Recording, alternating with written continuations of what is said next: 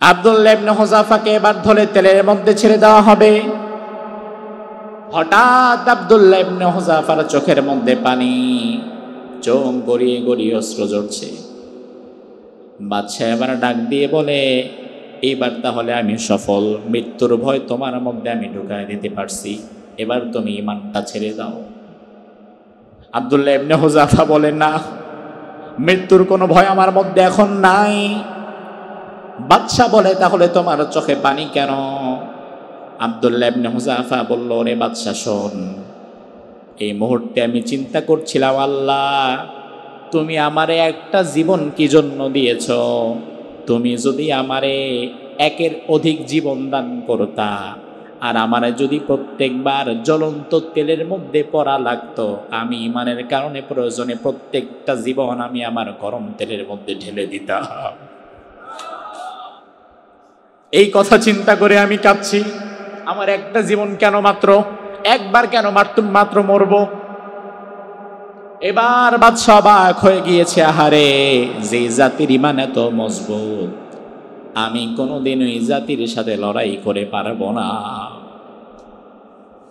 বাদশা বলল, তোমারে আর আমি মারবো না, এত মজবুত ঈমান তোমাদের, একজনকে মেরে ফেললাম সামনে, তোমারে মারবো, তুমি আবারও মরতে চাচ্ছ? এই জাতির সাথে তো আমরা পারবো না। বাদশা এবার বলল, ঠিক আছে, তুমি শুধু তোমার এই দামি ঠোঁটটা, যে ঠোঁট দিয়ে তুমি ঈমান আনো, আল্লাহর জিকির করো, আমার কপালে একটা চুমু দাও, আমি তোমারে মুক্ত করে দেব। আব্দুল্লাহ ইবনে হুযাফা বলে, আমারে একা মুক্ত করলে হবে না, আমার সাথে প্রতিটি মানুষের মুক্তি হওয়ার আগে আমি যাব না। বাদশা বলল, ঠিক আছে, আমি তাই করে দেব। আব্দুল্লাহ ইবনে হুযাফা জামার আস্তিনটা ওই বাদশার কপালে এভাবে ধরলেন, আস্তিনের উপরে একটা চুমু দিলেন।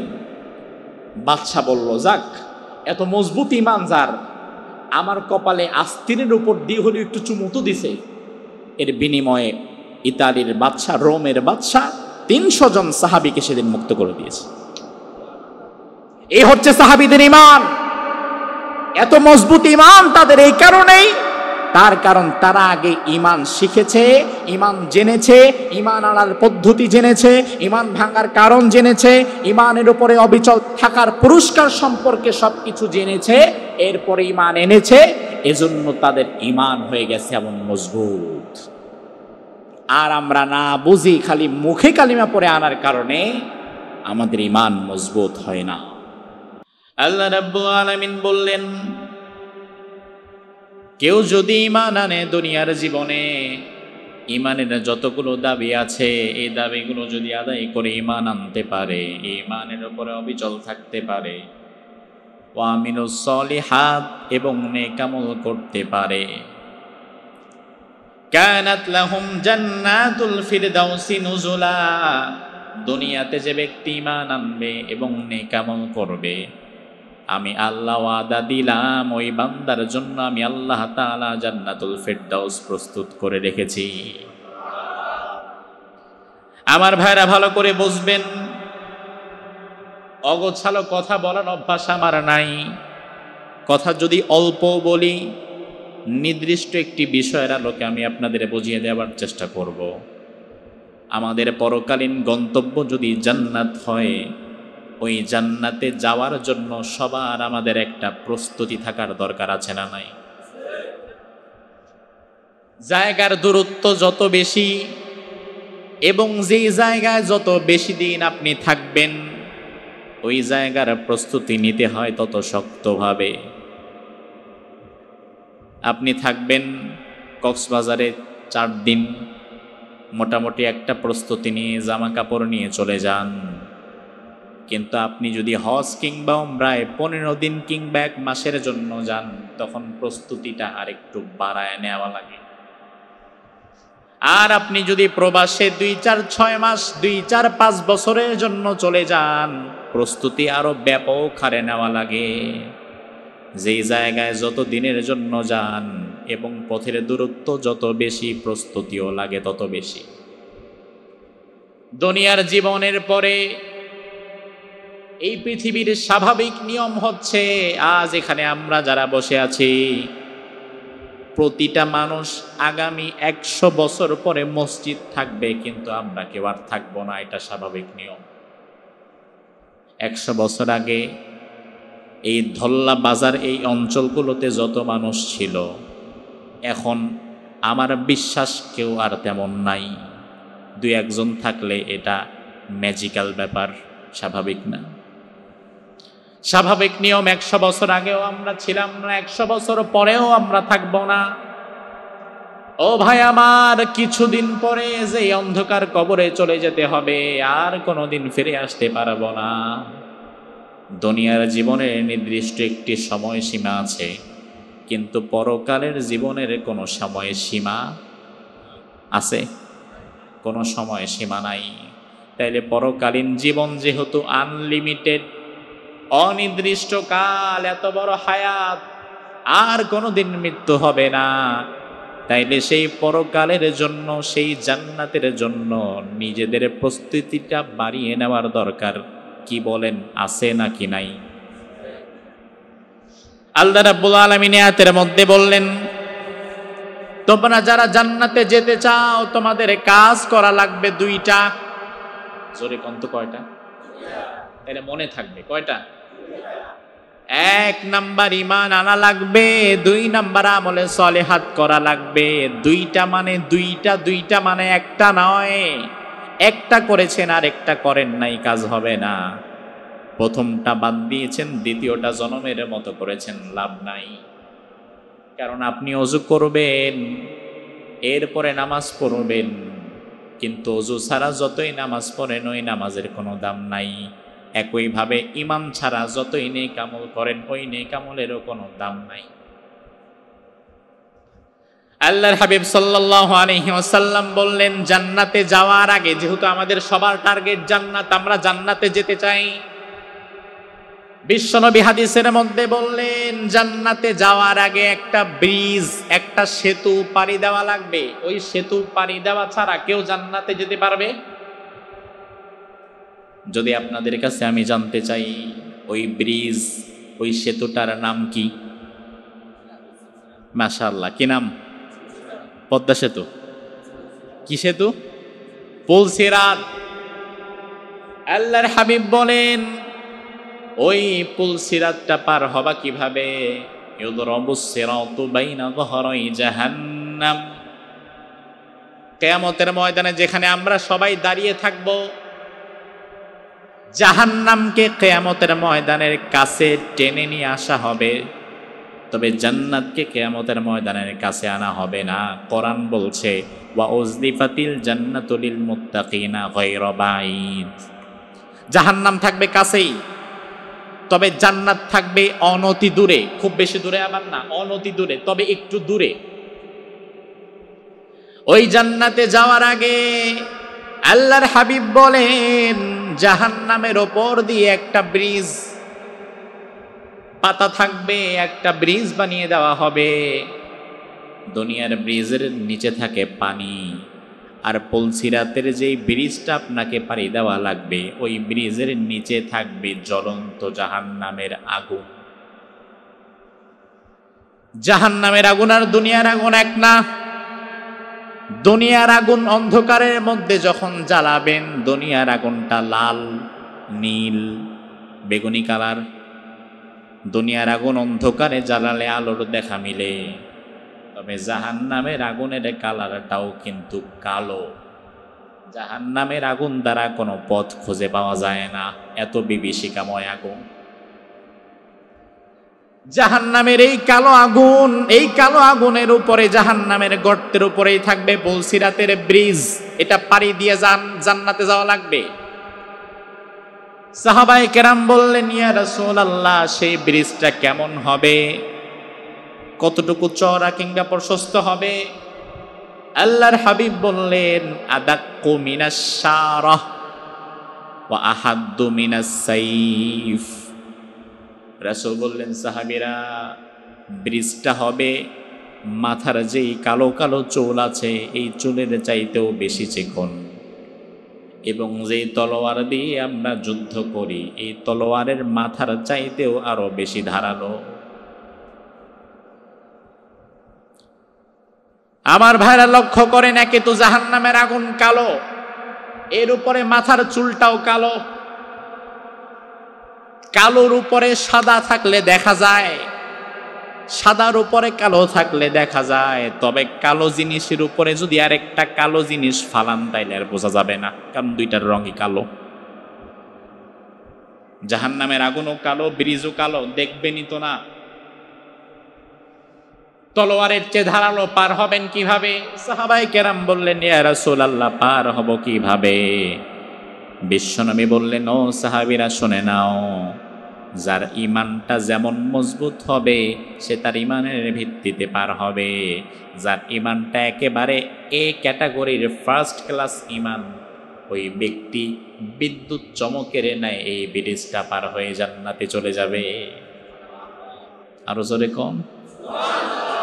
আপনার ঈমান যদি হয় ফার্স্ট ক্লাস ঈমান, যে ঈমান আল্লাহ তাআলা চাচ্ছে, যে ঈমানের মধ্যে শিরিক নাই, যে ঈমানের মধ্যে কুফর নাই, যে ঈমানের মধ্যে নিফাক নাই, মুনাফিকি নাই, এমন ঈমান যদি হয়, রাসূল বললেন বিদ্যুৎ চমকায় যেমন টাস করে, ওই ব্যক্তি শুধু সামনে যাবে, পাড়া দিবে আর জান্নাতে ঢুকে যাবে।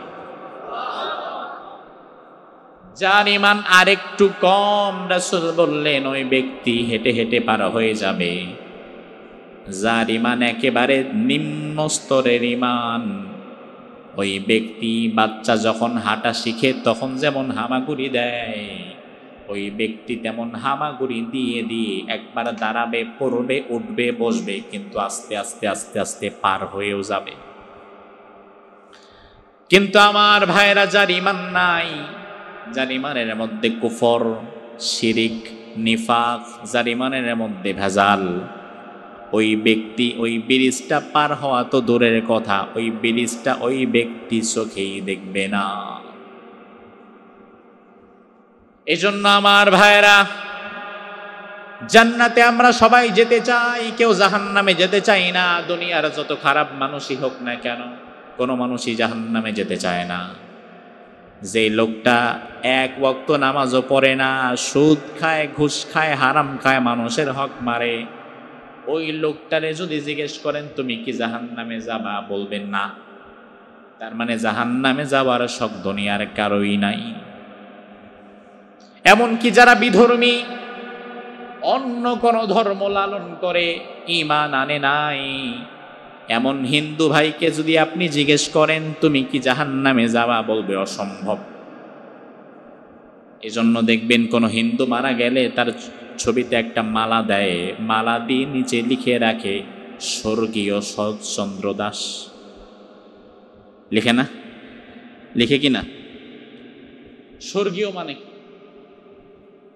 স্বর্গীয় মানে কি জানেন? হ্যাঁ, স্বর্গীয় মানে হচ্ছে যে অলরেডি স্বর্গে চলে গেছে। বাংলায় আমরা যেটা জান্নাত বলি, ফার্সিতে বেহেশত, আর সংস্কৃত বাংলায় এটাই স্বর্গ। তো আমরা যে জান্নাতে যাওয়ার আশা করি, যে ঈমান আনে নাই, মুশরিক, সে শুধু জান্নাতে যাওয়ার আশা করেই না, বরং সে মনে করে যে আমার বাবা অলরেডি জান্নাতে ঢুকে গেছে, আমি খালি লাইনে আছি, মরতে দেরি আর ঢুকতে দেরি না। কিন্তু আসলে কে জান্নাতে যাবে এটা দুনিয়ার মানুষ ভালো জানে নাকি জান্নাতের মালিক আল্লাহ ভালো জানে? কারণ জান্নাতের মালিক কে?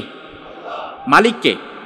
এখন মালিক যেহেতু আল্লাহ, সে আল্লাহ যদি বলে যে আমি আমার বাড়ির মালিক, আমি আমার বাড়িতে আমি কারে ভাড়া দিব, কোন শর্তে, এটা তো ভাড়াটিয়া ঠিক করবে না, ঠিক করবে বাড়ির মালিক। তো জান্নাতের মালিক যেহেতু আল্লাহ, জান্নাত আল্লাহ কাদেরকে কাদেরকে দিবেন, কোন কোন শর্তে দিবেন, এটা আসলে ঠিক করবেন কে? সে আল্লাহ তাআলা এই আয়াতের মধ্যে ঠিক করে দিয়েছেন, আমার জান্নাতে যদি তোমরা যেতে চাও তাহলে কাজ করা লাগবে কয়টা? মনে আছে কয়টা কাজ? এক নাম্বার, মাশাআল্লাহ, এক নাম্বার ঈমান। ঈমান নাই, হাজার ভালো আমল করবে জান্নাত। ঈমান নাই, নামাজের কোনো দাম নাই। ঈমান নাই, এই মসজিদে এসে নামাজ পড়ছে, এই মসজিদ গড়ে দিয়েছে, এই মসজিদের জন্য জায়গা দিয়ে দিয়েছে, মসজিদের জন্য জীবন যৌবন সব দিয়ে দিয়েছে, কিন্তু ঈমান নাই। আপনি বলেন তো লোকটা কি জান্নাত পাবে? আপনার বিবেক কি বলে পাবে? ঈমান নাই, দান করেছে শত শত কোটি টাকা, এমন লোক আছে না নাই দুনিয়াতে? মাদার তেরেসা, পৃথিবীর অনেকগুলো রাষ্ট্রে আমি সফর করেছি, সেখানে আমি দেখলাম মাদার তেরেসা এক নারী, নোবেল প্রাপ্ত, সে তার নোবেল প্রাইজের পয়সা আরো যত জায়গা থেকে যত শত শত হাজার কোটি বিলিয়ন ডলার সে কামিয়েছে তার জীবনে, মৃত্যুর আগে সব চ্যারিটি ফান্ডে দিয়ে গিয়েছে। মাদার তেরেসার পয়সায় পৃথিবীতে হাজার হাজার লাখ লাখ এতিম সন্তান পরিপালিত হচ্ছে। মাদার তেরেসার পয়সার উপরে হাজার হাজার এতিম সন্তান পৃথিবীতে মানুষ হচ্ছে। রাসূল হাদিসের মধ্যে বললেন, দুনিয়াতে কেউ যদি কোনো এতিমের হাতে একটা টাকা তুলে দেয়, কেউ যদি মসজিদে 5টা টাকা দান করে, ওই টাকাটা আমি আল্লাহ তাআলা এতিমের হাতে পড়ার আগে আমি আল্লাহ নিজের হাতটা বাড়িয়ে দিই। এমন ভাবে আল্লাহ কবুল করে। আপনার বিবেক কি বলে মাদার তেরেসারটা ওইভাবে কবুল হয়েছে? হয় নাই। আমেরিকার প্রেসিডেন্ট ডোনাল্ড ট্রাম্প, সে যদি বন্যা হয়েছে বাংলাদেশে, 10 লাখ মানুষের বাড়িঘর নাই, আমেরিকার প্রেসিডেন্ট ডোনাল্ড ট্রাম্প যদি বলে আমার অনেক সম্পদ, এই মানুষগুলোর জন্য আমি 5,000 বিলিয়ন মার্কিন ডলার দিয়ে দিলাম, এদেরকে দান করলাম, আপনি দান করতে পারেন, দিতে পারেন, কিন্তু আখেরাতে আপনার জন্য একটা কানা করিও নাই। কেন নাই বলেন তো? মাশাআল্লাহ, আপনারা তো কথা বুঝেন।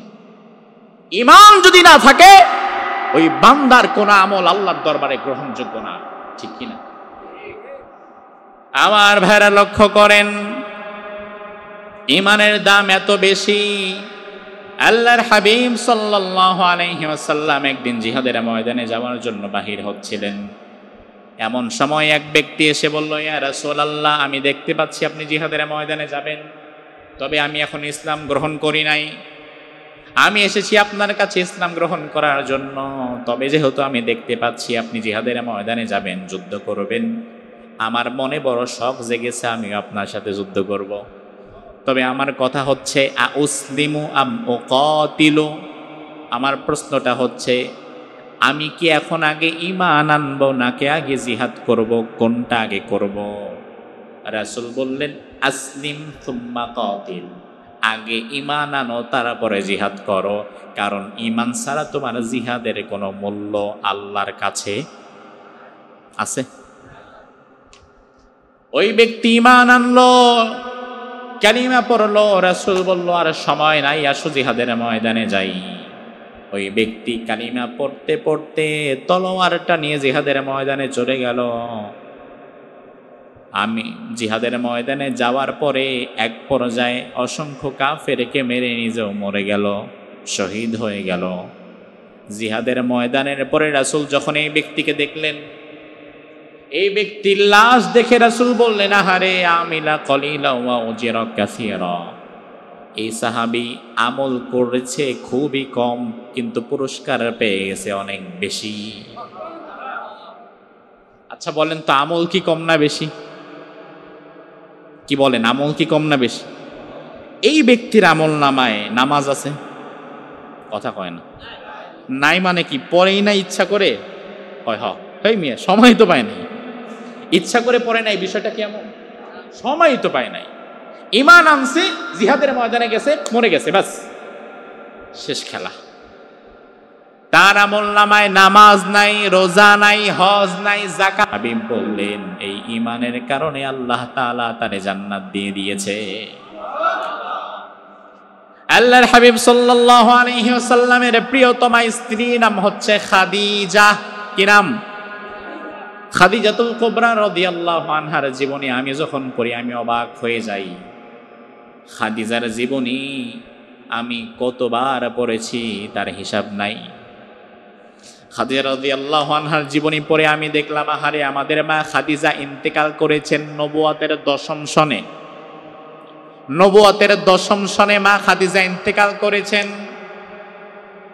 আমাদের মা খাদিজা কিন্তু ফরজ নামাজটা পানি নাই, কারণ নামাজ ফরজ হয়েছে নবুয়াতের দ্বাদশ সনে মেরাজের রাজনীতে মা খাদিজার ইন্তেকালের 2 বছর পরে।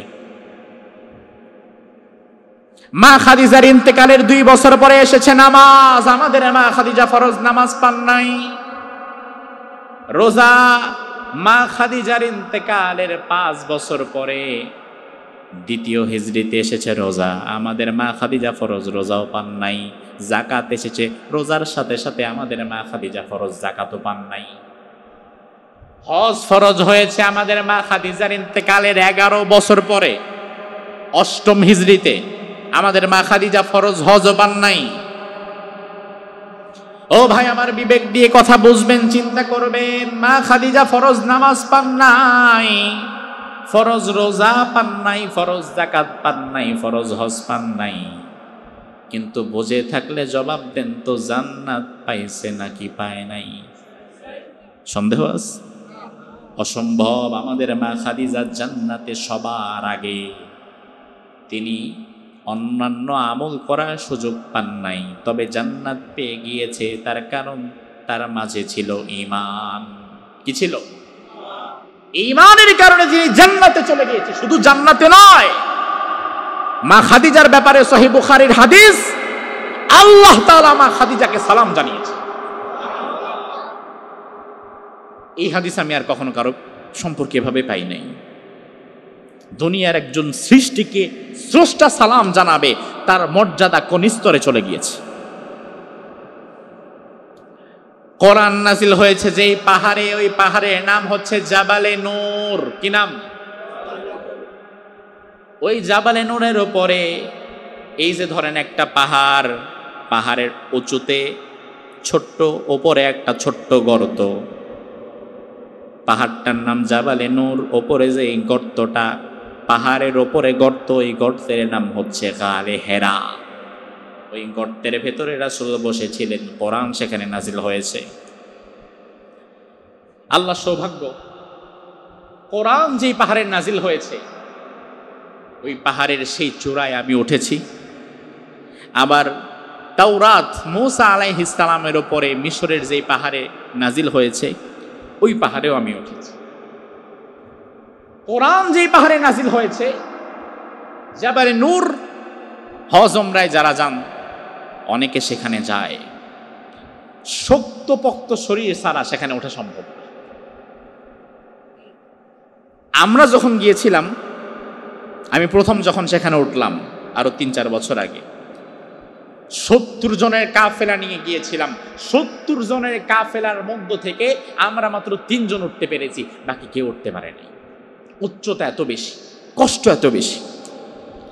ওই পাহাড়ের মধ্যবর্তী জায়গায় যখন আমি উঠলাম, আর দেখি শরীর চলে না, মাথা ঘোরাচ্ছে, বমি আসতেছে। নিচের দিকে তাকালে দেখি মানুষগুলো পিপিলিকার মতো দেখা যায়। ওইটা তখনও পাহাড়ের মাঝখানে, আর ওপরে ঠিক আর অর্ধেকটা আছে। এত কষ্ট। সেই পাহাড়ের চূড়ায় যখন উঠলাম, রাসূল যেখানে বসেছিলেন, ছোট্ট একটা জায়গা যেখানে জিবরিল এসে বসতেন, রাসূল বসতেন, যেখানে কোরআন নাজিল হয়েছে, সেখানে গেলাম, 2 রাকাত নামাজ পড়লাম। চোখের পানি অটোমেটিক্যালি ঝরে পড়ছে। তবে ওই দিন আমি রাসূলের কথা চিন্তা করে কাঁদি নাই। ওই দিন আমার চোখের পানি ঝরেছিল শুধুমাত্র আমার মা খাদিজার কথা চিন্তা করে। তার কারণ রাসূল যুবক মানুষ, পুরুষ মানুষ, শক্তিশালী মানুষ। উনি না হয় কষ্ট করে এই পাহাড়ে উঠতেন, কিন্তু আমাদের মা খাদিজা করলেনটা কি? রাসূলের জন্য তার স্যাক্রিফাইস কত বেশি। একজন নারী আজ থেকে 1500 বছর আগে এত কষ্টকর একটা পাহাড়ে রাসূলুল্লাহর ভালোবাসায় প্রতিদিন 3 বার খাবার নিয়ে সেখানে উঠতেন আর নামতেন। যেখানে একদিন আপনি উঠলে 1 সপ্তাহ বিছানা থেকে উঠতে কষ্ট হয়ে যাবে। আল্লাহর হাবিব একদিন ওই পাহাড়ে বসে আছেন, জিবরিল আমিন সামনে বসা, ওহী নাজিল হচ্ছে। জিবরাইল হঠাৎ করে বলে, ইয়া রাসূলুল্লাহ, খাদিজার পায়ের আওয়াজ আমি শুনতে পাচ্ছি, খাদিজা আসছে, অল্প কিছু সময়ের মধ্যে খাদিজা আপনার এখানে আসবে, আমি চলে যাচ্ছি। তবে ইয়া রাসূলুল্লাহ, যাওয়ার আগে আজকে খাদিজার জন্য আল্লাহ তাআলা কিছু পুরস্কার দিয়েছেন, সেই পুরস্কারগুলো আপনার কাছে দিয়ে যেতে চাই। সুবহানাল্লাহ বলবেন। পুরস্কার দিছে কে? কথা কয় না, কে?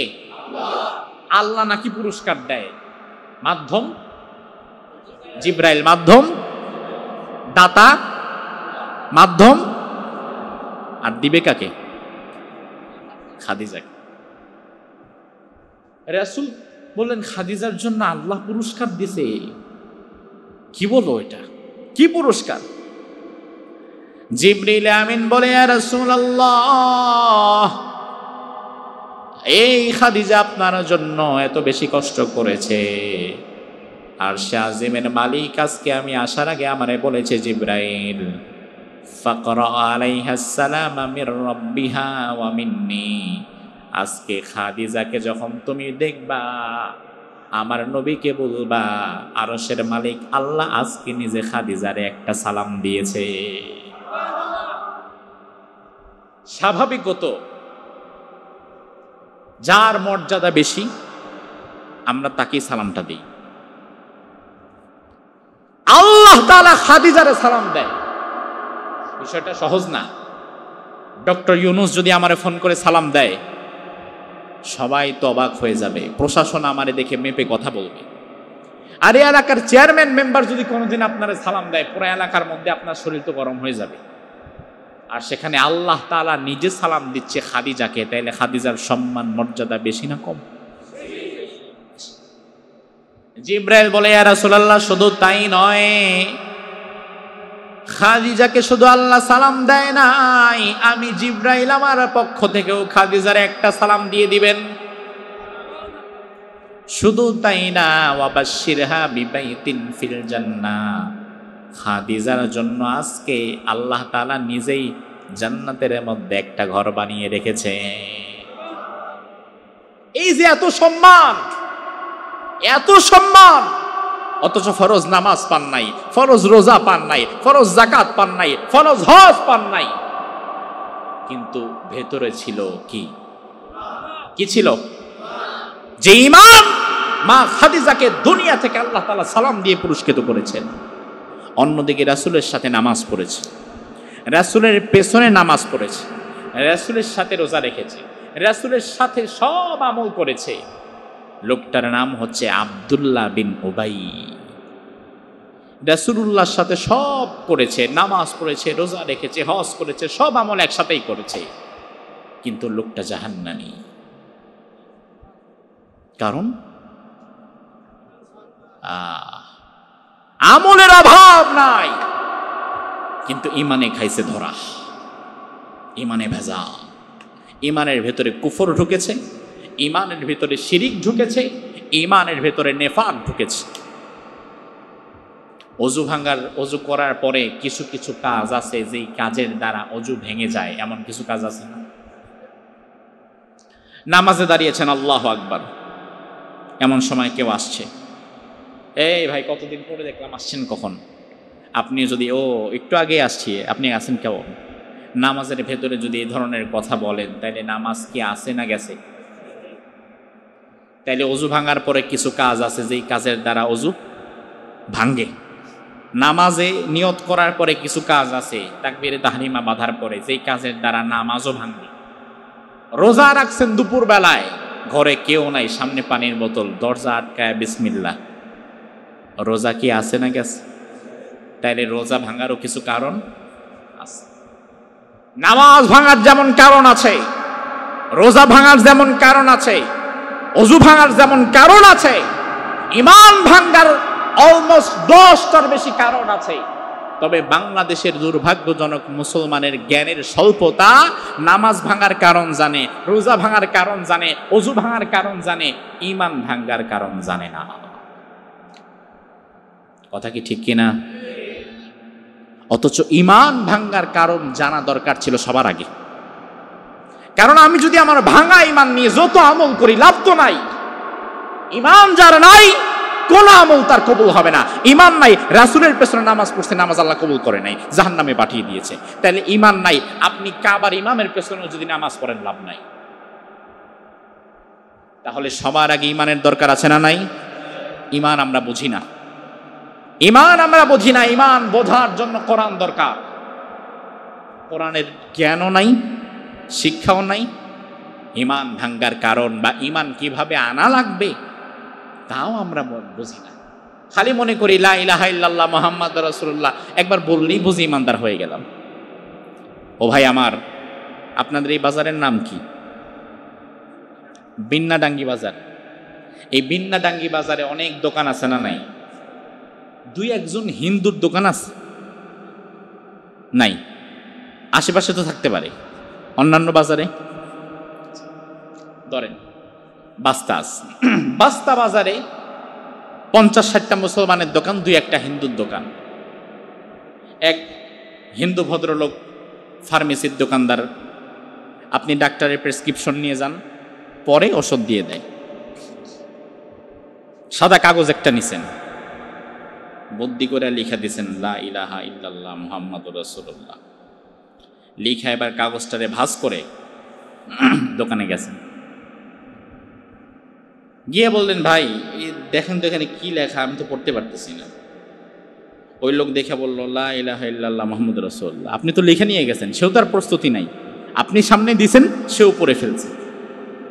এবার আপনি তো খুব খুশি যে ভাই যাক, জীবনে আমি যা করছি না করছি, তবে আপনারই মুসলমান বানায় ফেলছি ভাই, আমিও জান্নাতি আপনিও জান্নাতি। সে ওই মিয়া মুসলমান হইলাম কই? এই যে কালিমা পড়ছেন লা ইলাহা ইল্লাল্লাহ মুহাম্মাদুর রাসূলুল্লাহ। হিন্দু বেটা মুস্কি হাসি দিয়ে কই, বারে বেটা ব্যাক করলে এই কালিমা তো আমি ছোটবেলা থেকেই জানি। কারণ বাংলাদেশে অনেক হিন্দু আছে যে আপনার চাইতে সহি শুদ্ধভাবে কালিমা জানে। কথা কয় না, আছে না নাই? মসজিদের পাশে বাড়ি, কয় 5 ওয়াক্ত আজান দেয়, পুরো আজান আমার মুখস্থ। ইমাম সাহেব নামাজে যা যা কেরাত পরে আমার ঘরে হইয়া থাকা শোনা যায়, শব্দ মুখস্থ। এই কালিমা তো আগে থেকেই জানি, পারি তো। এই যে আজকে বললাম কি হইল, এটাই মুসলমান হইলাম? আরে ভাই, শুধুমাত্র মৌখিকভাবে কালিমা পড়ার নামই তো ইসলাম না। ঈমান আনার সংজ্ঞা কি, ঈমান আনার পদ্ধতি কি, সেটা আপনাকে জানা লাগবে। ঈমান ভাঙ্গার কারণ কি, সেটাও জানা লাগবে। সাহাবায়ে কেরাম বলেন, আমরা আগে ঈমান শিখতাম, ফাতাআল্লামনাল ঈমান ক্বাবলা আন নাতাআল্লামাল কোরআন। কোরআন শেখার আগে, সাহাবায়ে কেরাম বলেন, কোরআন শেখার আগে আমরা ঈমান শিখতাম। ঈমান কিভাবে আনা লাগবে, কোন কোন কি জিনিসের প্রতি ঈমান আনা লাগবে, কোন কোন কাজ করলে ঈমান ভেঙে যাবে, এই সব আগে আমরা শিখতাম। এতেই প্রমাণ হয় খালি মৌখিক কালিমা পড়ার দ্বারা ঈমানদার হওয়া যায় না, বরং শেখারও কিছু বিষয় আছে না নাই?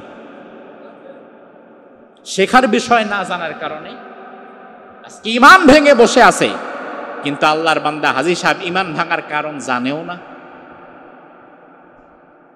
সাহাবায়ে কেরাম বলেন, আগে আমরা ঈমান শিখতাম, এরপরে কোরআন শিখতাম, এরপরে যখন কোরআন পড়তাম তখন আমাদের ঈমানকে আল্লাহ তাআলা বৃদ্ধি করে দিতেন। আসলে ভাই, ঈমান শিখে আনলে ঈমান মজবুত হয়, আর ঈমান না শিখে শুধু মৌখিকভাবে আনলে এই ঈমান মজবুত হয় না। সাহাবায়ে কেরাম ঈমান শিখেছেন, তারপরে ঈমান এনেছেন। এই জন্য সাহাবায়ে কেরামের ঈমান ছিল এমন, পাহাড় তার জায়গা থেকে সরে যেতে পারে, সমুদ্র কোনোদিন শুকিয়ে যেতে পারে, সাগর নগর ধ্বংস হয়ে যেতে পারে, কিন্তু একজন সাহাবীর ঈমান নষ্ট হবে না, ঠিক কি না? আর আমাদের ঈমান না শেখার ফলে আজকে এই জাতির অবস্থা হয়েছে এমন, 500 টাকা দিলে ঈমান বিক্রি করে দেয় এমন মুসলমানও আছে না? এ তো ঈমান বুঝলেই না, সে তো ঈমান বুঝেই নাই, সে তো ঈমান শিখেই নাই, সে তো ঈমান জানলই না। এই জন্যই ঈমানের দাম তার কাছে নাই। আর ঈমান যে বুঝেছে, ঈমান যে শিখেছে, তারপরে ঈমান এনেছে, তাকে আপনি পিটাবেন, মারবেন, জেলে দিবেন, ফাঁসিতে ঝোলাবেন, ঈমান ছাড়তে রাজি হবে না। এই জন্য আমার ভাইরা জবাব দেন তো, ঈমান শেখার দরকার আছে না নাই? ঈমান জানার দরকার আছে না নাই? আজ ঈমান না শেখার ফলে এমন এমন কথা হয়তো আপনি আমি শুনবো বা বিশ্বাস করব, যে কথার দ্বারা আপনারও ঈমান শেষ, যে বলছে তারও ঈমান নাই। কারণ আমি তো জানি না কোন কথার দ্বারা কিভাবে ঈমান চলে যায়। কিছু কিছু কাজের দ্বারা ঈমান ভেঙে যায়, কিছু কিছু কথার দ্বারা ঈমান ভেঙে যায়, আবার কিছু কিছু চিন্তার দ্বারাও ঈমান ভেঙে যায়। যে কথার দ্বারা ঈমান ভাঙে এই কথা আমি অহরহ বলছি। এই যে আমাদের মানিকগঞ্জ সিংগার যে অঞ্চল, এই অঞ্চলগুলোতে শরীয়তি গান, মারেফতি গান, জারি গান, অমুক তমুক বেশি না কম? বাংলাদেশের অন্যান্য জেলার চাইতে সিংগাইর এগুলা কি বেশি না কম? তবে এখন আলহামদুলিল্লাহ কমছে না গেছে? এখন আলহামদুলিল্লাহ আগের আসলে বেশি না হয়ে উপায় কি? তার কারণ সিংগাইর মানিকগঞ্জ কেমন জানো, এই শরীয়তি আর মারিফতিদের আখড়া, এদের পীরের অভাব নাই, ঘরে ঘরে পীর। শুধু পুরুষ পীর না, মহিলাও আছে নাকি পীর? আছে। পুরুষ পীর যে, আমি বললাম তারে কি ডাকেন? সে আমাদের পীর আব্বা। আমি বললাম মহিলা পীর যে, তারে কি কন? সে আমাদের পীর আম্মা। পীর আব্বাও আছে, পীর আম্মাও আছে। তা আপনাদের এলাকার একজন পীর আম্মা মোটামুটি এখন প্রত্যেক দিন কিছু পচা ডিম খাচ্ছে।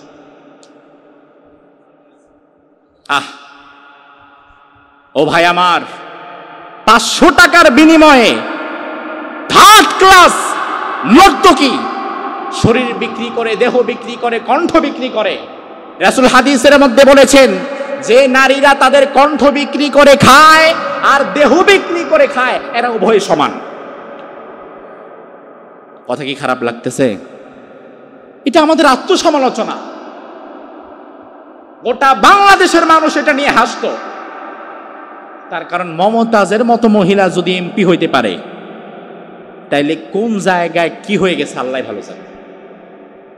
যার দুনিয়ার কোনো জ্ঞানও নাই, আখিরাত পরকালের কোরআন হাদিসের কোনো জ্ঞানও নাই, আগামীতে সিংগাইর এবং মানিকগঞ্জের মানুষকে সিদ্ধান্ত নিতে হবে, কোন চোর, বাটপার, জালিম, হাইজাকার, নর্তকী, থার্ড ক্লাস কোন মানুষকে না, ইমানদার মুত্তাকি মানুষদেরকে আমরা ভোট দিয়ে নির্বাচিত করব। এই সিদ্ধান্ত আপনাকে নেওয়া লাগবে। আপনার ইমান কেন আপনি বিক্রি করবেন? 500 টাকার কাছে ইমান বিক্রি করবেন না। ইমানের মূল্য দিতে শিখুন। ইমান আমার ব্যক্তিত্ব, ইমান আমার পার্সোনালিটি। আমি এক আল্লাহ ছাড়া অন্য কারো কাছে মাথা নত করব না, করব না তো করবই না। এমন ইমান ছিল সাহাবীদের। সুবহান। ওমর ফারুক রাদিয়াল্লাহু আনহু 300 জন সাহাবীর একটা কাফেলা পাঠালেন রোমে। রোম ইতালির রাজধানী হচ্ছে রোম। আজকের ইতালি ওমর ফারুক রাদিয়াল্লাহু আনহুর সময় ইসলামের ছায়াতলে এসেছিল। মদিনা রাজধানী, ওমর প্রেসিডেন্ট, কিন্তু ওমর মদিনাতে বসে ইতালি পরিচালনা করতেন। ইতালিতে ওমর ফারুক 300 জন সৈন্যবাহিনী প্রথম পাঠালেন দেখার জন্য, হাবভাব বোঝার জন্য। ওই 300 জন সৈন্যবাহিনীর আমির একজনকে বানিয়ে দিলেন। ওই আমিরের নাম হচ্ছে আব্দুল্লাহ ইবনে হুযাফা। কি নাম? আব্দুল্লাহ ইবনে হুযাইফা না, হুযাফা। হুযাইফার একজন, উনি হচ্ছে আব্দুল্লাহ ইবনে হুযাফা। নামটা বলেন তো। আব্দুল্লাহ ইবনে হুযাফা ইতালিতে গেলেন, হঠাৎ কাফেরদের হাতে বন্দী হয়ে গেলেন। খ্রিস্টানরা তাকে ধরে বন্দী করে নিয়ে গেল। এবার ইতালির তৎকালীন বাদশা, যিনি রোমের বাদশা আব্দুল্লাহ ইবনে হুযাফাকে ধরে আনলো 300 জন সাহাবী সহ। এই ঘটনাটা তাফসীর ইবনে কাসিরের ইতিহাস গ্রন্থ যেটা, সেখানে এসেছে আল বিদায়া ওয়ান নিহায়া। আবার সিয়ার আলামিন নুবালাতেও এসেছে। শামসুদ্দিন যাহাবী রাহিমাহুল্লাহ এই ঘটনাটা লিখেছেন।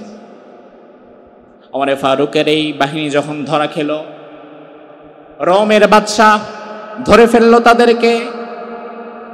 এবার রোমের বাদশা চিন্তা করলো, এই 300 জনের আমির যে আব্দুল্লাহ ইবনে হুযাফা, তারে যদি আমি আমার হাতের মধ্যে আনতে পারি তাহলে সব সোজা হয়ে যাবে। বললে তোমাদের মধ্যে আমির কে? সবাই বলল যে উনি আমির, উনি আব্দুল্লাহ ইবনে হুযাফা। আব্দুল্লাহ ইবনে হুযাফা বলল, হ্যাঁ আমি আমির। কি বলবেন বলেন।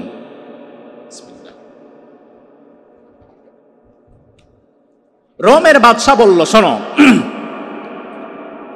তুমি যদি ঈমান পরিত্যাগ করো, এই যে আমার যে ইতালি, রোম, আমি আমার রোম সাম্রাজ্যকে 2 ভাগ করে 1 ভাগের মালিক তোমাকে বানিয়ে দেব যদি তুমি তোমার ঈমান ছেড়ে দাও। কি ছেড়ে দাও?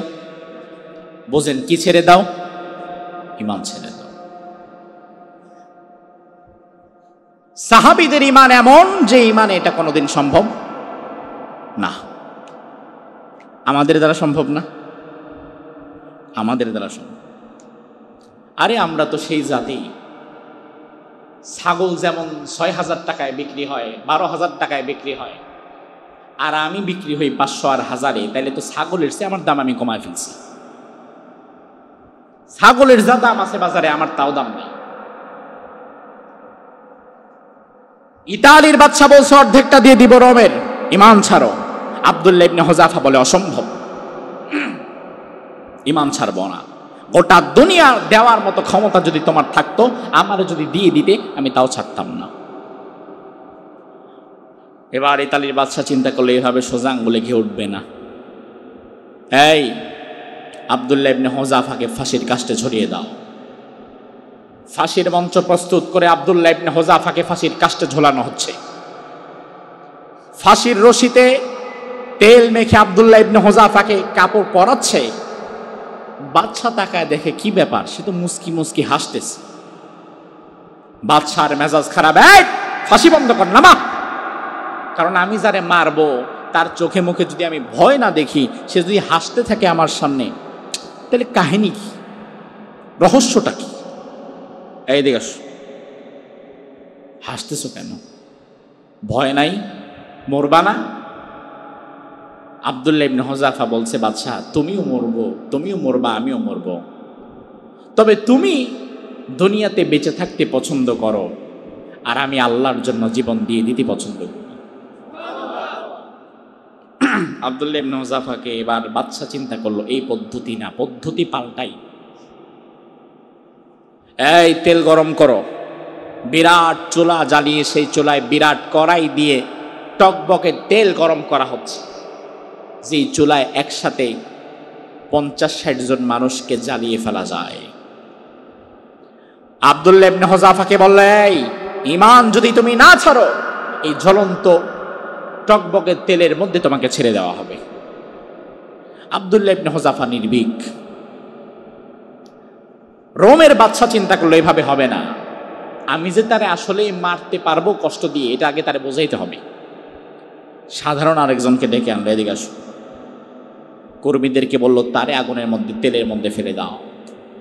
আব্দুল্লাহ ইবনে হুযাফার সামনে আরেকজন সাহাবীকে তেলের মধ্যে ছাড়া হলো, সাথে সাথে তার দেহটা তছনছ হয়ে ফ্রাই হয়ে গেছে, ভাজা হয়ে গেছে। আব্দুল্লাহ ইবনে হুযাফা দাঁড়িয়ে দাঁড়িয়ে দেখলেন। রোমের বাদশা বলল, এখন তোমার কপালে এটাই হবে, তুমি প্রস্তুতি নাও। ভাই ফ্যানটান লাগবে না ভাই, তুমি প্রস্তুতি নাও, তোমার কপালে এখন এটা হবে। আব্দুল্লাহ ইবনে হুযাফাকে এবার ধরে তেলের মধ্যে ছেড়ে দেওয়া হবে। হঠাৎ আব্দুল্লাহ ইবনে হুযাফার চোখের মধ্যে পানি, চোখ গড়িয়ে গড়িয়ে অশ্রু ঝরছে। বাদশা এবার ডাক দিয়ে বলে, এইবার তাহলে আমি সফল, মৃত্যুর ভয় তোমার মধ্যে আমি ঢুকায় দিতে পারছি, এবার তুমি ঈমানটা ছেড়ে দাও। আব্দুল্লাহ ইবনে হুযাফা বলে, না, মৃত্যুর কোনো ভয় আমার মধ্যে এখন নাই। বাদশা বলে, তাহলে তোমার চোখে পানি কেন? আব্দুল্লাহ ইবনে হুযাফা বলল, রে বাদশা শোন, এই মুহূর্তে আমি চিন্তা করছিলাম, আল্লাহ তুমি আমারে একটা জীবন কি জন্য দিয়েছ? তুমি যদি আমারে একের অধিক জীবন দান করতা, আর আমারে যদি প্রত্যেকবার জ্বলন্ত তেলের মধ্যে পড়া লাগতো, আমি ঈমানের কারণে প্রয়োজনে প্রত্যেকটা জীবন আমি আমার গরম তেলের মধ্যে ঢেলে দিতাম। এই কথা চিন্তা করে আমি কাঁদছি, আমার একটা জীবন কেন, মাত্র একবার কেন মাত্র মরব। এবার বাদশা অবাক হয়ে গিয়েছে, আহারে যে জাতির ঈমান এত মজবুত, আমি কোনোদিন ওই জাতির সাথে লড়াই করে পারবো না। বাদশা বলল, তোমারে আর আমি মারবো না, এত মজবুত ঈমান তোমাদের, একজনকে মেরে ফেললাম সামনে, তোমারে মারবো, তুমি আবারও মরতে চাচ্ছ? এই জাতির সাথে তো আমরা পারবো না। বাদশা এবার বলল, ঠিক আছে, তুমি শুধু তোমার এই দামি ঠোঁটটা, যে ঠোঁট দিয়ে তুমি ঈমান আনো, আল্লাহর জিকির করো, আমার কপালে একটা চুমু দাও, আমি তোমারে মুক্ত করে দেব। আব্দুল্লাহ ইবনে হুযাফা বলে, আমারে একা মুক্ত করলে হবে না, আমার সাথের প্রতিটি মানুষের মুক্তি হওয়ার আগে আমি যাব না। বাদশা বলল, ঠিক আছে, আমি তাই করে দেব।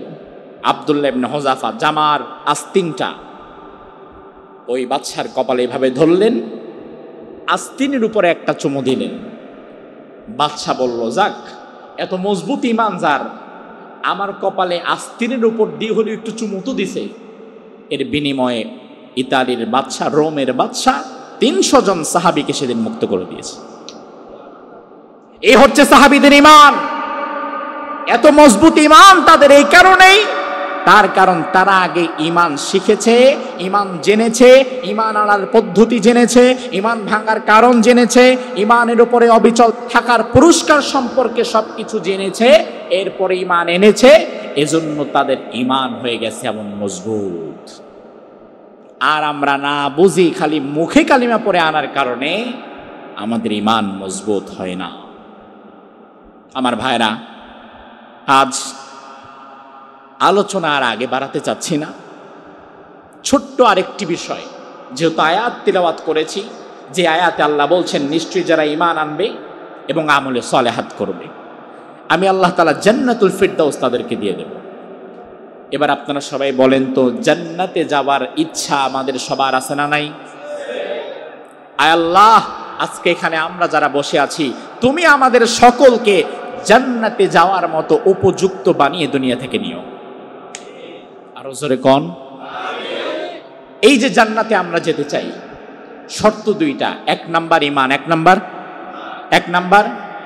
2 নাম্বার নেক আমল। নেক আমলের অধ্যায়ে একটি কথা বলবো, নেক আমলের মধ্যে সর্বোচ্চ পর্যায়ের ঈমানের পরে সবচেয়ে বড় আমলের নাম হচ্ছে নামাজ। জোরে কর, ঈমানের পরে সবচেয়ে বড় আমলের নাম কি? সবচেয়ে বড় আমলের নাম নামাজ। ইসলাম যে 5টি খুঁটির উপরে দাঁড়িয়ে আছে, 1 নাম্বার কালিমা, কালিমা মানে ঈমান। 2 নাম্বার নামাজ। যার নামাজ নাই, তার দিন নাই, তার ঈমান নাই, তার কিচ্ছু নাই। রাসূল বলেন, রাসূলের হাদিস শোনেন, লিকুল্লি শাইইন আলামুন ওয়া আলামুল ঈমান আস-সালাহ। প্রতিটি জিনিসের এক একটা দলিল থাকে।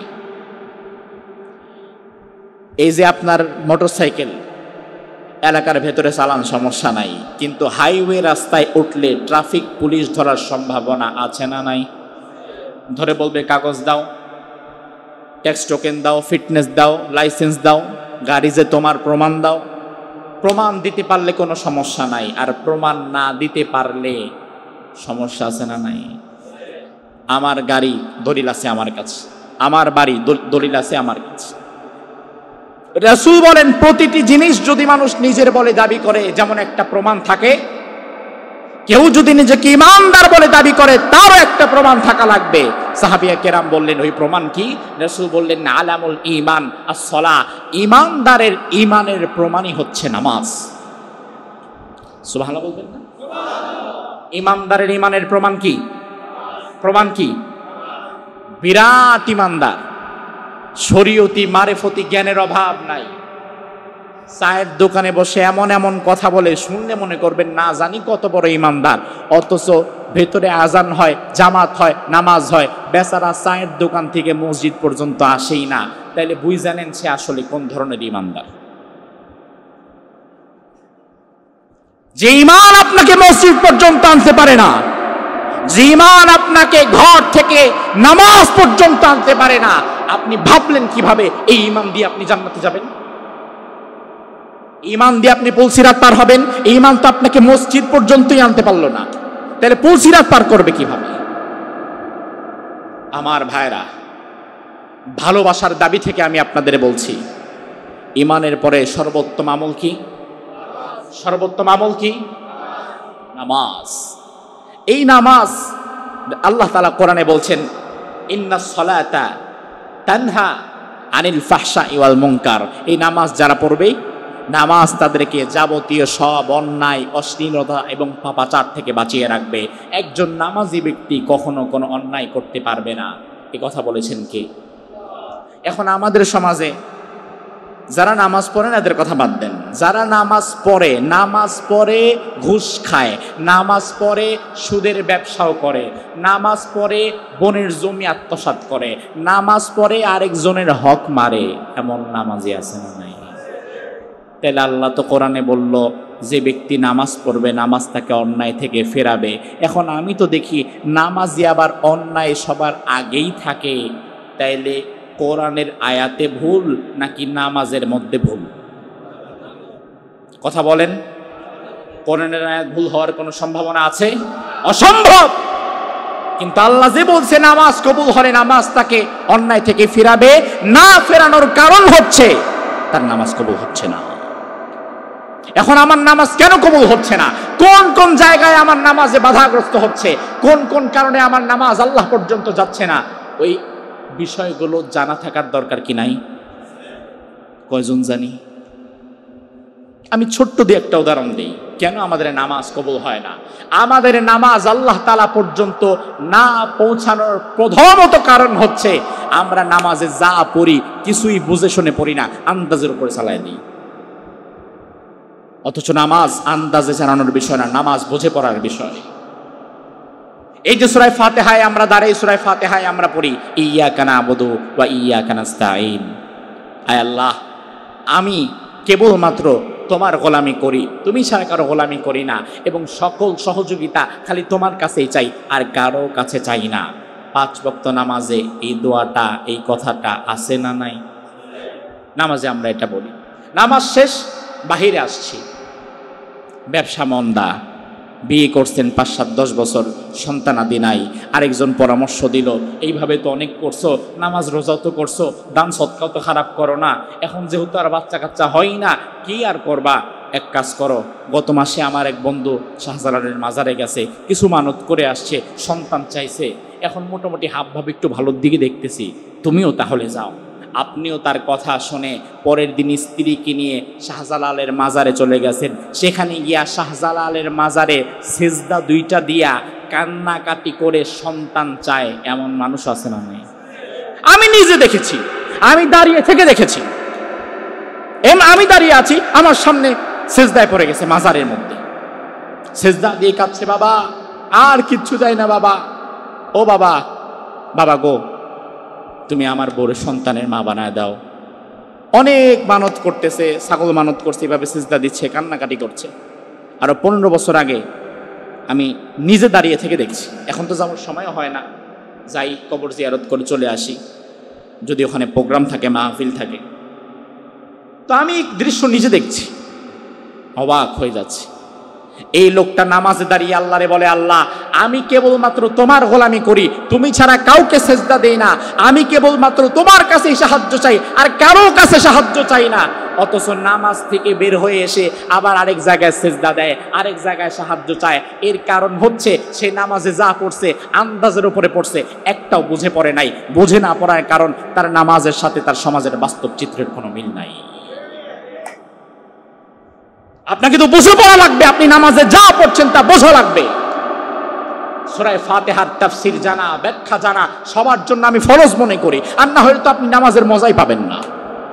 নামাজে আপনি আল্লাহরে কি বলছেন, আল্লাহ আপনারা কি বলছে, কি বুঝাচ্ছে, কেন সাহাবায়ে কেরাম জীবন দিতেন, ঈমান দিতেন না, মরে যাচ্ছেন। আরেকজন তীর মারছে, একজন সাহাবী নামাজে দাঁড়িয়ে আছেন, আরেকজন পাশ থেকে তীর মারছে, একে একে 3টা তীর ঢুকে গেছে, ভেতর দিয়ে ফিনকি দিয়ে রক্ত বের হচ্ছে, মরে যাবে অবস্থা, তাও নামাজ ছাড়ে না। তার কারণ নামাজে উনি এমন একটা মজা পাইছে যেটা আপনি আমি পাই নাই। তার কারণ উনি নামাজ বুঝে পড়ছে, আর আমরা না বুঝে আন্দাজের উপরে পড়ি। এই জন্য নামাজ বুঝে পড়ার দরকার আছে না নাই? নামাজ কবুল না হওয়ার আরেকটা ছোট্ট কারণ বলে শেষ করছি। নামাজ কবুল না হওয়ার আরেকটা কারণ, নামাজের ভেতরে এবং বাহিরে কত ফরজ? মাশাআল্লাহ, কত ফরজ? নামাজের ভেতরে এবং বাহিরে 13 ফরজ। এই যে পোলাপান পড়ে, আমরা ছোটবেলায় পড়েছি, আপনারাও পড়েছেন। 13 ফরজের মধ্যে প্রথমেই কিন্তু আছে শরীর পাক, পরে তারপরে কি? কাপড় পাক, তারপরে নামাজের জায়গা পাক। এগুলো নামাজের ফরজিয়াতের শর্ত। এই যে জুমার দিন মসজিদে আসছেন, মোট সুন্দর একটা পাঞ্জাবি পরে বের হয়েছেন, গোয়াল ঘরের পাশ দিয়ে যাচ্ছেন, গরু একটা হঠাৎ করে পেশাব করে দিচ্ছে, গরুর পেশাবের ছিটা আপনার মোটামুটি জামার নিচে আপনি দেখছেন একটু লাগছে, লাগার পরে জামা কি এখন পাক না পাক? এবার বাসায় চলে গেছে, জায়গাটা তাড়াতাড়ি ধুয়ে ফেলছেন, ধুয়ে পরিষ্কার করে ফেললেন, পরিষ্কার করে আবার আসছেন, এখন কি জামাটা না পাক? পাক। কিন্তু এই সুন্দর জামাটা যেটা আপনার গায়ে দেওয়া, এই সুন্দর জামাটা আপনি কিনেছেন হারাম উপার্জনে, হয়তো কিনেছেন সুদের পয়সায়, নয়তো ঘুষের পয়সায়, নয়তো ছলচাতুরি ধান্দাবাজি আর বাটপাড়ির পয়সায়, নয়তো অপরের হক মেরে সেই হকের পয়সায়। যেই নাপাকিটা বাহিরে লেগেছে ওই নাপাকি ধুইলে তো পাক হয়ে গেছে, কিন্তু যেই নাপাকিটা এই জামার ভেতরে মিশে আছে এই নাপাকি ধুয়ে পরিষ্কার করবেন কিভাবে? শরীর পাক, শরীরের মধ্যে পেশাব লেগেছে, পায়খানা লেগেছে, ধুয়ে ফেললেন, পাক হয়ে গেল, কিন্তু আপনার শরীরের ভেতরে রক্ত, মাংস, হাড্ডি, প্রতিটি জায়গায় যে হারাম ঢুকেছে, যে হারামের ভেতরে আপনার পুরো শরীর, ওই হারাম বের করবেন কিভাবে? কথাগুলো শুনতে খারাপ লাগছে, তবে এগুলো বাস্তবতা ভাই। আমি যদি না বলি কিয়ামতের ময়দানে আল্লাহর দরবারে আসামি হয়ে যাব, আপনারা বলবেন আমরা তো জানতাম না, আর হুজুর তো জানার পরেও তো বললো না। আমি আমার জবাবদিহিতার জায়গাটা নিজে ক্লিয়ার করে ফেললাম। নামাজের জায়গা পাক। আজ যে মসজিদ এই যে আপনারা দেখছেন, নিচে পাকা খুঁটি, চারপাশে টিন, কষ্ট লাগে না বসতে? গরম লাগে, কষ্ট লাগে, একটু স্বাভাবিক। তার কারণ স্বাভাবিকতা, আমরা যেখানে জমা পড়াই বিরাট পাঁচতলা মসজিদ, এসি টেসি আছে, এত কষ্ট করে কি? কিন্তু এই যে টিনের মসজিদ, চারপাশে টিন, খোলা মেলা, মসজিদের উন্নয়নের প্রশ্ন যখন আসে তখন চিন্তা করা হয় তাইলে তো আমাদের একটা মজবুত কমিটি থাকা দরকার, তাছাড়া এতগুলো টাকার কাজ করবে কে? আচ্ছা কমিটির সভাপতি কারে বানাবো? আচ্ছা সভাপতি কি অমুক ভাইরে বানানো যায় না? অমুক ভাই তো এলাকায় থাকে না, মসজিদেও তো আসে না, দূর এলাকায় না থাকুক, মসজিদে না আসুক, শুনছি তিনি বিরাট একটা বড় ব্যবসা করে, তো তারে যদি বানাই তাহলে মোটামুটি নিচতলার এসিটা কমপ্লিট হবে, বা তারে যদি বানাই নিচতলাটা টাইলস বানায় দিবে, তো নিচতলার টাইলসের পয়সা দিবে এমন এক ব্যক্তি, এলাকার মানুষজন জানে যে মাতবর, যে চৌধুরী সাহেব, যে ব্যক্তি মোটামুটি তার ইনকামের 99.9% সুদের সাথে জড়িত, এমন সুদখোর পয়সাওয়ালা আছে না নাই? আচ্ছা বলেন তো, বাংলাদেশে কোনো মসজিদ কমিটি কি সুদখোর নাই? আমি জানি না, তো আছে কি না?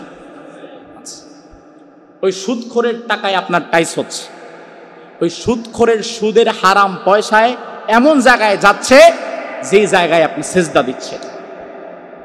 মসজিদের ভেতরে জুমার দিন ঢুকে দেখলেন কুকুর একটা ঢুকে একদিকে পেশাব করে দিয়েছে, ইমাম সাহেব দেখেন না, এটা পরিষ্কার করেন। শুধু ইমাম সাহেব বোকা দিলেন কেন? নিজেও তো করতে পারতেন। যান, ইমাম সাহেব করলো, মুয়াজ্জিন করলো, খাদেম সাহেব করলো, পেশাব করছে কুকুর, ধুয়ে দিল, সাবান দিয়ে মুছে দিল, ব্যাস, এখন আর কোনো নাপাকি নাই, আপনি স্বাচ্ছন্দ্যে নামাজ পড়তে পারবেন। তবে ভাই, যেই সুদের এবং হারাম পয়সাটা এটার নিচে ঢুকে গেছে, ওই হারামিটা বের করবেন কিভাবে? আপনার সেজদা তো এই হারামের উপরে পড়ছে। শরীর পাক, কাপড় পাক, নামাজের জায়গা পাক, আপনার নামাজের জায়গা তো পাক থাকা লাগবে। আজ এই কথাগুলো না বলার কারণে আমাদের মসজিদগুলো 2 তলা, 4 তলা, 5 তলা এসি আর মার্বেল পাথর হয়, তবে ওই মসজিদ থেকে আবু বকর, ওমর আর ওসমানের মতো নামাজি বের হয় না। খালি মসজিদের উন্নয়নই তো উন্নয়ন না, অবকাঠামোগত মসজিদের উন্নয়নের চাইতে মসজিদের মুসল্লিদের ঈমান এবং মানসিকতার উন্নয়ন হওয়া আরো বেশি দরকার। পৃথিবীর অনেকগুলো দেশ আমি সফর করেছি, অনেক মসজিদ আমি দেখেছি। এই রমজানে ফিলিস্তিনি ভাইদের সাথে আমি ছিলাম, যে ফিলিস্তিন গোটা বিশ্বে আজ নির্যাতিত মজলুম। আমি 1 সপ্তাহ ফিলিস্তিন বর্ডারে ছিলাম। ফিলিস্তিনের 5000 এমন মানুষকে আমরা ইফতার করিয়েছি, যে 5000 কারো হাত নাই, কারো পা নাই, কারো দুইটা চোখ নাই, প্যারালাইজড হয়ে বসে আছে। এমন 5,000 মানুষকে রমজানে আমরা ইফতার করিয়েছি। মিশরের পাশেই ফিলিস্তিন, মিশরের বর্ডার থেকে তাদেরকে সহযোগিতা করা যায়। আবার আল্লাহ তাআলা চাহে তো আগামী 2 মাসের মধ্যে জর্ডান সফরের মধ্য দিয়ে আবার আমরা ফিলিস্তিনি ভাইদের জন্য কিছু কাজ করব। তো সেখানে আমি দেখলাম মসজিদের কিচ্ছু নাই, কোনো মসজিদই নাই, ফাঁকা মরুভূমির ভেতরে, হাত নাই পা নাই, এমন মানুষগুলো কাতরাচ্ছে, ইশারায় হলেও নামাজ পড়ছে, নামাজ ছাড়ছে না। এমন গরম বালু, এই রমজানে এত গরম, আপনি খালি পায়ে এখানে পা দিতে পারবেন না। আমি দেখলাম আহারে আমার ফিলিস্তিনি ভাই, হাত একটা বোমার আঘাতে উড়ে গেছে, পা একটা অবশ, প্রচন্ড গরম ভালুর মধ্যে ওই আল্লাহর বান্দা মাথা ঠেকায় আল্লাহকে সিজদা দিচ্ছে। গরম বালুগুলো ঘামের কোনার সাথে কপালে, নাকে, মুখে মেখে যাচ্ছে, তবুও নামাজ ছাড়ছে না। ওর নামাজ আল্লাহর কাছে পৌঁছাবে না তো কারটা পৌঁছাবে? আমি এমন একজন ভাইকে পেলাম, বেচারা 30-এর মধ্যেই বয়স, আমাদের কত স্বপ্ন জীবন নিয়ে, তার কোনো স্বপ্নই নাই, বেঁচে থাকাটাই স্বপ্ন। প্যারালাইজড হয়ে গেছে, শরীরে বিভিন্ন জায়গায় গুলির আঘাত, হাঁটতে পারে না, খুঁড়িয়ে খুঁড়িয়ে হাঁটে। রমজানে আমরা ইফতার নিয়ে গেলাম, জিজ্ঞেস করলাম রোজা কি রাখছেন? সে আমাকে জবাব দিল 2 দিন যাবত রোজা রাখছি। 2 দিন যাবত মানে বুঝলাম না। আমি তখন তো রমজানের অলমোস্ট 20 দিন পার হয়ে গেছে। আমি বললাম কি মাত্র 2 দিনই রাখছেন? তো সে আমাকে আরবিতে জবাব দিল, না মাত্র 2 দিন না, আমি খাবার পানি না পাওয়ায় টানা 2 দিন না খেয়ে বসে আছি। এমন মানুষ যাদের ঈমান মজবুত। আজ এই মসজিদ নিয়ে আমরা স্বপ্ন দেখি, গতানুগতিক ধারার সো-কল্ড মসজিদ যেন এটা না হয়। এই মসজিদটা এমন মসজিদ হবে যেই মসজিদটা রাসূল সাল্লাল্লাহু আলাইহি ওয়াসাল্লাম মসজিদে নববীকে যেভাবে সাজিয়েছেন, মসজিদে নববীকে যেই আঙ্গিকে তিনি করেছেন, যেই মসজিদে নববীটা কাঁচা মাটির ছিল, দেয়াল ছিল কাঁচা, ওপরে ছিল খেজুর পাতার চাহনি, বৃষ্টি আসলে নিচে টুপটুপ করে পানি পড়তো, সাহাবায়ে কেরাম কাদার মধ্যে সেজদা দিলে কপালে নাকে কাদা লেগে যেত। কাঁচা মসজিদ, মসজিদ কাঁচা, মুসল্লি ছিল পাকা। বর্তমানে মসজিদ হয়েছে পাকা, মুসল্লি হয়ে গেছে কাঁচা। আজ আমরা আবারও এই মসজিদ থেকে এমন একটা পরিকল্পনা নিতে চাই, যদি আমাদের হালাল সোর্স না থাকে, কোনো হারাম খোরের চাক্ষুষ হারাম খোরের হারাম পয়সায় আমাদের মসজিদের কোনো কাজ হওয়া দরকার নাই। সারা জীবন যদি দরকার হয় মসজিদ এটা এভাবেই থাকবে, কিন্তু এই মসজিদ থেকে আবু বকর, ওমর, ওসমান রিদওয়ানুল্লাহি আলাইহিম আজমাইনের মতো ইমানদার কিছু মুসল্লি তৈরি করে ফেলতে হবে। আপনারা কি রাজি আছেন? আল্লাহ সুবহানাহু ওয়া তাআলা এই মসজিদকে একটি জীবন্ত প্রাণবন্ত মসজিদ হিসাবে যেন কবুল করে, বলে আমিন। তার জন্য যেটা দরকার, সবার আগে দরকার কোরআন এবং হাদিসের জ্ঞান দিয়ে নিজেদের ভুলগুলো সংশোধন করা। ঈমান কিভাবে আনা লাগবে, ঈমান ভাঙার কারণ কি, কোরআন শেখা লাগবে। এই কাজগুলো যদি না করেন তাহলে সমাজ ঠিক হবে না, নামাজও ঠিক হবে না। এই মসজিদ থেকে ইনশাআল্লাহ আগামীতে কোরআন হাদিস বোঝার জন্য আলাদা সেশন শুরু হবে। বড় বড় ওলামায়ে কেরামরা আসবে, আমার যদি সুযোগ হয় আমি আসব, আপনাদেরকে কোরআন হাদিস থেকে নিজেদের জীবনকে সংশোধন করার জন্য কোরআন হাদিস আল্লাহ তাআলা যা বলেছেন তা দিয়ে নিজেদের জীবন সাজাতে হবে। আপনারা কি প্রস্তুত? সবাই প্রস্তুত? কারা কারা প্রস্তুত একটু হাত তোলেন তো। আল্লাহ বলেন, আল্লাহ মৃত্যু পর্যন্ত তুমি আমাদের ঈমানের উপরে অবিচল রেখো, আমিন। আমার ভাইরা হাত নামান। আমরা আজ অনেক সময় নিয়ে ফেললাম, আমি যেহেতু প্রথম। ইনশাআল্লাহ তাআলা যে আলোচনা করেছি আল্লাহ তাআলা যেন আমাদের আমল করার তৌফিক দান করে, এবং পরবর্তীতে মসজিদ নিয়ে আরো সুন্দর পরিকল্পনা আছে, আমাদের ভাইরা আপনাদেরকে জানাবেন ইনশাআল্লাহ। মসজিদের প্রতিটি কাজে আমরা সবার আগে থাকবো। রাজি আছেন না ইনশাআল্লাহ? আল্লাহ কবুল করুক, বলি আমিন।